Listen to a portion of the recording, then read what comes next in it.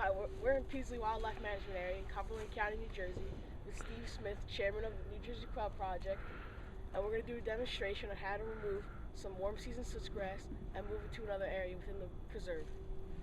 This plant right here will provide the quail with food, a nesting place, and protection from avian predators.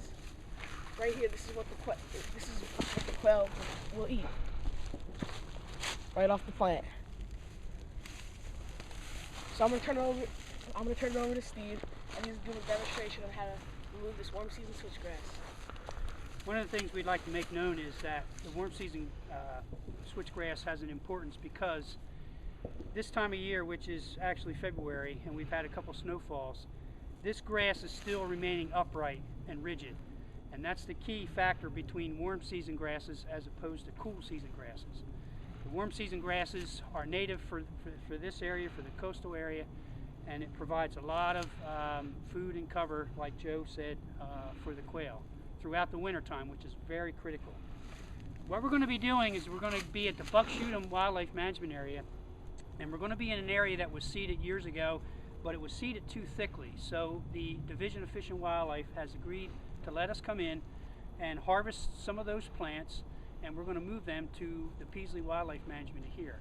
And we are going to try to reestablish a savanna type habitat within these areas that have been timbered out in this wildlife management area about 2 to 3 years ago. What I'm going to do is just show you a typical demonstration. Basically, you just find a clump of the plant, you take your spade and work it into the soil around the base of the plant, work your way upward, and the plant pops out of the ground, such as that.